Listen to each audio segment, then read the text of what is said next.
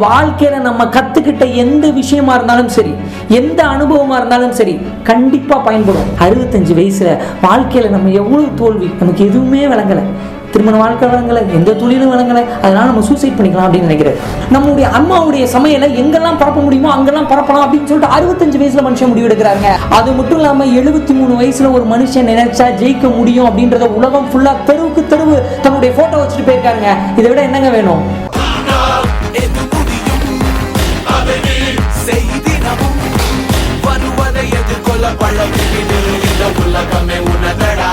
Hi, நான் அர்ஜிஷான். KFC ஓனருக்கு 5 வயசு இருக்கும்போது அவங்க அப்பா தவறி போயிடுறாரு. 16 வயசுல அவருடைய பள்ளி படிப்பை நிறுத்த வேண்டிய கட்டாயம். ஏன்னா அவங்க அம்மா தக்காளி கடையில் வேலை பார்த்துட்டு இருந்தாங்க. தம்பியும் தங்கச்சியும் படிக்க போகணும். அது மட்டும் இல்லாமல் வீட்டில் சமையல் பண்ணுறதுக்கு ஆள் இல்லை. அதனால என்ன பண்ணுறாங்கன்னா, இவருடைய படிப்பு நிறுத்திட்டு அம்மா சிக்கனமாக எப்படி சமைக்கிறது அப்படின்னு சொல்லிட்டு சீக்கிரட்டாக சில பல ரெசிபிகள்லாம் சொல்லி கொடுக்குறாங்க. அம்மாவுடைய ப்ரெஷர் குக்கரில் அம்மா சொன்ன மாதிரி எரிபொருட்கள்லாம் ரொம்ப குறைவாக இருக்கிற மாதிரி சமைச்சு தம்பி தங்கைகளுக்குலாம் கொடுக்குறாரு. கொஞ்ச நாள் கழிச்சு அவரும் பார்த்தீங்கன்னா குதிரை வண்டிக்கு பெயிண்ட் அடிக்கிற வேலை பார்க்குறாரு. பெயிண்ட் அடிச்சுட்டு இருக்கும்போது கொஞ்ச நாள் அவருக்கு கல்யாணம் ஆகுது. கல்யாணம் ஆனதுக்கப்புறம் வேற வேலைக்கு போகலாம் அப்படின்னு சொல்லிட்டு ஸ்ட்ரீட் காருடைய கண்டக்டர் வேலைக்கு போறாரு. கண்டக்டர் வேலை போயிட்டே இருக்கும்போது அந்த வேலை செட் ஆகாம வேலையை விட்டு வந்துடுறாரு. வந்ததுக்கு அப்புறமா ரயில்வே ஸ்டேஷன்ல கூலி வேலை பார்த்துட்டு இருக்காரு. கூலி வேலை பார்த்துட்டு இருக்கும்போது அவருக்கு குழந்தை பிறக்குது. குழந்தை பிறந்த யோகமோ என்னமோ தெரியல, ஃபயர்மேன் வேலை கிடைக்குது அதே ரயில்வே ஸ்டேஷன்ல. ஃபயர்மேன் வேலை பார்த்துக்கிட்டே இருக்கும்போது நெருப்பு பட்டுருது. நெருப்பு பட்டதுனால லீவ் எடுக்கிறாரு. லாங் லீவ் போட்டாரு அப்படின்னு சொல்லிட்டு அவரை வேலையை விட்டு துரத்திடுறாங்க. 4 காசு சம்பாதிக்க துப்பு இல்லை அப்படின்னு சொல்லிட்டு எப்ப பார்த்தாலும் தம்பி தங்கச்சி அம்மான்னு சொல்லிட்டு இருக்கேன்னு சொல்லிட்டு மனைவியும் குழந்தையும் அவரை விட்டுட்டு போயிடுறாங்க. ரொம்ப வருத்தப்பட்டு கவலையில மிலிட்ரியில போய் ஜாயின் பண்றாரு. மிலிட்ரியில வேலை பார்த்துட்டு இருக்கும் போது இவர் ஒழுங்கா படிக்கல அப்படின்றத குத்தி காமிச்சு ஒரு சிலர் அவமானப்படுத்துறாங்க. அதனால வெளியே லா படிக்க ஆரம்பிக்கிறாரு. லா படிச்சுக்கிட்டே இருக்கும் போது அங்க இருக்கக்கூடிய ஒரு லாயர் கிட்ட ஜூனியரா வேலை பார்க்கறாரு. அந்த லாயர் பாத்தீங்கன்னா ஒரு கிளைண்ட்டை ஏமாத்துறது இவருக்கு தெரியுது. பச்சை ஏமாத்துறீங்க அப்படின்னு சொல்லிட்டு இவர் உண்மை நேர்மை நீதி அப்படின்னு இருக்கிறவரு அந்த சீனியர் லாயர் கிட்ட கேள்வி கேட்டிருக்காரு. கேள்வி கேட்டா எப்படி வச்சிருப்பாங்க, வெளியே போடா நாயே அப்படின்னு சொல்லிட்டு வெளியே அனுப்பிடுறாங்க. லாயர் ஆபீஸ்ல இருந்து வெளியே வந்ததுக்கு அப்புறம் இன்சூரன்ஸ் ஏஜென்ட் ஜாயின் பண்றாரு. ஒரு 3 வருஷம் நல்லா தான் பிசினஸ் ஆயிட்டு இருக்கு. ஆனா அந்த இன்சூரன்ஸ் ஏஜென்ட் வேலையில நிறைய போய் சொல்ல வேண்டியது இருக்கு. அதனால குற்ற உணர்வா ஃபீல் பண்ணி என்ன பண்றாருன்னா, அந்த வேலையை விட்டுட்டு அந்த 3 வருஷம் சம்பாதிச்ச காசுல ஒரு பெரிய போட் வாங்குறாரு.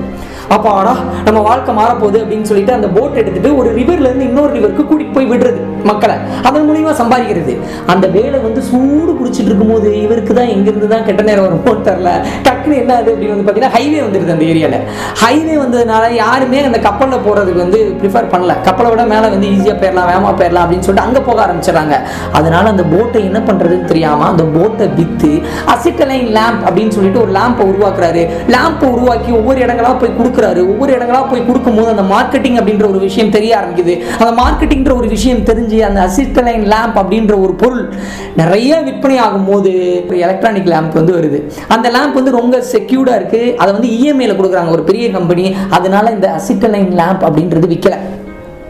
அதுக்கப்புறம் என்ன பண்றாரு, ஒரு பெட்ரோல் பங்க்ல வேலை பார்க்கறாரு. அந்த பெட்ரோல் பங்க் ஓனருக்கு இவர் ரொம்ப பிடிச்சி போயிருது. ரொம்ப நேர்மையாகவும் உண்மையாகவும் விசுவாசமா இருக்காரு. அதனால அந்த ஓனருக்கு ஐடியா கொடுக்குறாரு. நம்ம பெட்ரோல் பங்க்ல இந்த சைடு ஒரு சர்வீஸ் சென்டர் வச்சுக்கலாம் சார், அங்க வர்ற வண்டியெல்லாம் ரிப்பேர் பண்ணி கொடுக்கலாம், வாட்டர் வாஷ் பண்ணி கொடுக்கலாம் அப்படின்னு சொல்றாரு. அது ஒர்க் அவுட் ஆகுது. ஒர்க் அவுட் ஆனதுக்கு அப்புறம் அந்த இடத்துல எல்லா உரிமையும் இவருக்கு கொடுக்கப்படுது. அப்படியே ஹீரோவா சுத்தின்னு இருக்காரு. இந்த பக்கம் என்ன பண்றாரு அப்படின்னு பாத்தீங்கன்னா ஒரு டயர் கம்பெனி ஆரம்பிக்கிறாரு. இது எல்லாம் ஆரம்பிச்சு ரொம்ப பிரம்மாண்டமா போயிட்டு இருக்கும்போது அந்த ஓனர் இறந்து போயிடுறாரு. ஓனர் இறந்து போன உடனே ஓனர் பையனுக்கும் இவருக்கும் ஈகோ கிளாஸ் ஸ்டார்ட் ஆயிருது. நான் சொல்றது நீ கேளு, நீ சொல்றதுனா கேளு அப்படி சொல்லி ஈகோ கிளாஸ் ஆகி அவரை வேலையை விட்டு அனுப்பிடுறாங்க. அனுப்புனதுக்கு அப்புறம் பசி சாப்பாட்டுக்கு என்ன பண்றதுன்னு தெரியல. அதனால ஒரு ஹோட்டல்ல 10 பாத்திரம் தேய்க்கிற வேலையை போறாரு. 10 பாத்திரம் தேய்ச்சிட்டே இருக்கும்போது 2ஆம் உலகப் போர் ஸ்டார்ட் ஆகுது. 2ஆம் உலகப் போர் ஸ்டார்ட் ஆகும்போது இப்போ ரெசெஷன் சொல்லிட்டு கொரோனானால நிறைய பேரை வேலையை விட்டு தூக்குறாங்க பாத்தீங்களா. அந்த மாதிரி 65 வயசு ஆயிருச்சு, பிசினஸும் கம்மி ஆயிருச்சு. நம்ம யாரை வேலையை விட்டு தூக்கலாம் அந்த ஹோட்டல்ல அப்படின்னு சொல்லிட்டு முயற்சி பண்ணும்போது 65 வயசு இவரை தூக்குங்க அப்படின்னு சொல்லிட்டு நம்மளால தூக்கிடுறாங்க. கையில் ரிட்டையர்மெண்ட் அப்படின்னு சொல்லிட்டு $105 கொடுத்து அனுப்பிடுறாங்க.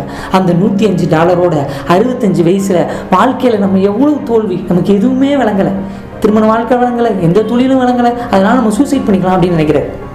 சூசைட் பண்ணுறதுக்கு முன்னாடி அம்மாவோட கையால் சாப்பிடணும்னு ஆசைப்படுறாங்க. ஆனால் அவங்க அம்மாவும் தவறி போயிட்டாங்க. அதனால் அவர் என்ன பண்ணுறாரு அப்படின்னு பார்த்தீங்கன்னா அம்மாவுடைய ப்ரெஷர் குக்கரில் அம்மா சொல்லி கொடுத்த ரெசிப்பியை சமைச்சு சாப்பிட போகிறாரு. சாப்பிட்டு சூசைட் பண்ணிக்கலாம் அப்படின்னு நினைக்கும் போது அவருக்கு ஒரு ஐடியா வருது. இந்த சிக்கனமான சமையல், இந்த சீக்ரெட் சமையல் 2ஆம் உலகப் போரில் நிறைய இடங்கள்ல வந்து எரிபொருட்களாக வந்து சிக்கனமாக சமைச்சிட்டு இருக்காங்க. அந்த நேரத்தில் நம்ம இந்த ரெசிபி எல்லாருக்கும் சொல்லுவோம். நம்முடைய அம்மாவுடைய சமையலை எங்கெல்லாம் பரப்ப முடியுமோ அங்கெல்லாம் பரப்பலாம் அப்படின்னு சொல்லிட்டு 65 வயசுல மனுஷன் முடிவெடுக்கிறாங்க. 65 வயசுல ஆரம்பிச்சு 73 வயசு வரைக்கும் அந்த லேம்ப் பண்றதுக்காக வந்து நிறைய மார்க்கெட்டிங்லாம் பண்ணாரு பார்த்தீங்களா, அந்த விஷயம் அவருக்கு வந்து ஹெல்ப் பண்ணுச்சு. அந்த ஹெல்ப் மூலியமா வந்து மார்க்கெட்டிங் பண்றாரு. இந்த சிக்கன் எடுத்து போய் மார்க்கெட்டிங் பண்றாரு. 8 வருஷமா கடைக்கடையா போறாருங்க. கடைக்கடையா போய் எந்த கடையிலையும் வந்து எப்படின்னா இந்த சிக்கன் எடுத்துக்கிறோம் அப்படின்னு சொல்றாங்க. ஆனா இவர் கேட்கறது என்ன தெரியுமா, பேட்டன் ரைட் கேட்கிறாரு. ஒவ்வொரு சிக்கனுக்கும் காசு வேணும்னு சொல்றாரு. பிரான்சைஸ் எடுத்துக்கோங்கன்னு சொல்றாரு. யாருக்கும் இது புரியல, என்னடா பிரான்சைஸ். இவரோட ஆசை என்னன்னா உலகம் ஃபுல்லா அந்த சிக்கன் போகணும் அப்படின்றது ஆசை. ஆனா அந்த ஆசையை யாருமே வந்து புரிஞ்சுக்கல. 73 வயசுல ஒரு கடைக்காரர் வந்து என் கடையில பிசினஸ் சுத்தமா இல்லை, வேணா நான் எடுத்துக்கிறேன், ஒருவேளை காசு வந்துச்சுன்னா உனக்கு தரேன் அப்படின்ற மாதிரி சொல்றாரு. 73 வயசு அந்த கடையில அந்த சிக்கனை வந்து பிரபலப்படுத்துறாங்க. பிரபலப்படுத்தும் போது என்ன ஆகுது அப்படின்னு வந்து பாத்தீங்கன்னா முழு போடுது பிசினஸ். அதை பார்த்த உடனே அங்க இருக்கிறவங்க என்ன பண்றாங்க, இந்த சிக்கன் எங்களுக்கும் கொடுங்கன்னு சொல்றாங்க. பிரான்சைஸ் அப்படின்னு சொல்றாரு. எல்லா இடத்துலயும் பிரான்சைஸ் கொடுக்குறாருங்க. அவருடைய லோகோ போட்டு அவருடைய போட்டோ விட்டு அந்த வயசு, நான் இத்தனை வயசுல ஜெயிச்சேன், வயசானவங்களும் ஜெயிக்கலாம் அப்படின்றது எல்லாருக்கும் தோணணும் அப்படின்னு சொல்லிட்டு அந்த லோகோ போட்டு எல்லாருக்கும் அனுப்புறாருங்க. இதில் என்ன பண்ணுவார் அப்படின்னு வந்து பார்த்தீங்கன்னா ஒவ்வொரு கடைக்கா போவார். மாதத்துக்கு ஒரு கடைக்கு போய் மானிட்டர் பண்ணுவாராம். இப்படி மானிட்டர் பண்ணும்போது 82 வயசுல மனுஷனுக்கு என்ன இருக்குது அப்படின்னு வந்து பார்த்தீங்கன்னா ஒரு ஹோட்டலில் போய் சாப்பிட்டுருக்காரு. அந்த சிக்கன் நல்லா இல்லை, என்ன நீ நான் சொன்ன ரெசிபியை பண்ணலாம் அப்படின்னு சொல்லிட்டு பிரச்சனை பண்ணி அதுக்கப்புறம் லாவை மாத்துறாரு. என்னோட ரெசிபி நான் சொன்ன ஸ்டைலில் நான் சொன்ன பக்குவத்தில் தான் இருக்கணும், அப்படி இல்லைன்னா அவ்வளோதான் அப்படின்னு சொல்லிட்டு ஃபைன் போடுவேன்னு சொல்லிட்டு லாவை மாத்துறாரு. அவர் வந்து ஒரு டைமில் லா படித்தார் இல்லைங்க, அந்த லா இங்கே யூஸ் ஆகுது. ஸோ வாழ்க்கையில் நம்ம கற்றுக்கிட்ட எந்த விஷயமா இருந்தாலும் சரி, எந்த அனுபவமாக இருந்தாலும் சரி, கண்டிப்பாக பயன்படும். 73 வயசில் வாழ்ந்த வாழ்க்கை ஆரம்பிக்குதுங்க. 90 வயசு வரைக்கும் ராஜ வாழ்க்கை வாழ்கிறாருங்க. நம்ம வாழ்க்கையினுடைய அடுத்த பக்கம் எப்பயுமே பிரமாதமாக இருக்குன்னு சொல்லுவாங்க பார்த்தீங்களா, இதுதான் அது. ஒருவேளை என் ஃப்ரெண்டு கிட்ட இவருடைய இன்ஸ்பைரிங் ஸ்டோரி சொல்லும் போது அவர் வேற ஒரு பாயிண்ட் ஆஃப் வியூ சொன்னார். 73 வயசுல சக்ஸஸ் கிடைச்சிருக்கு, சின்ன வயசுல வாழ்ற வயசுல கிடைச்சிருந்தா நல்லா இருந்திருக்கும், 73 வயசுல கிடைச்சி என்ன புண்ணியம் அப்படின்னு வந்து அவர் சொன்னாரு. நான் அதை ஒத்துக்க மாட்டேன். அவர் வாழ்க்கையினுடைய நிறைவுக்கு முன்னாடி கிடைச்சிருக்குங்க, நிம்மதியோட தூங்கியிருக்காருங்க.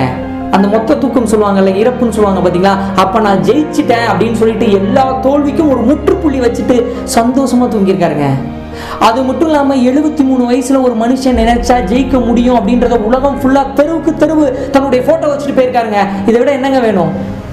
KFC ஓனருடைய வாழ்க்கையை பார்க்கும்போது எனக்கு என்ன தோணுது அப்படின்னு வந்து பார்த்தீங்கன்னா, நமக்கு ஒரு பிரச்சனை நடக்குது, ஒரு தோல்வி வருது அப்படின்னா நம்ம பெட்ரூம்ல உட்காந்து கண்ணீர் சிந்துவதை விட களத்துல இறங்கி வேர்வை சிந்துறது மேலானது அப்படின்னு எனக்கு தோணுது. KFC ஓனருடைய இந்த வாழ்க்கை உலகத்தின் மூலையில் இருக்கக்கூடிய ஏதோ ஒரு பொண்ணோடையோ பையனோடையோ வாழ்க்கையை மாற்றும் அப்படின்னு சொல்லிட்டு நான் நம்புறேன்.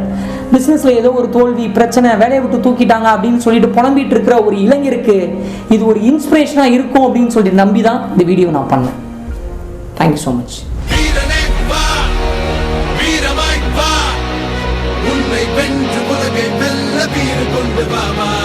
ஆயிரத்தை தாண்டி போனால் ஓடியில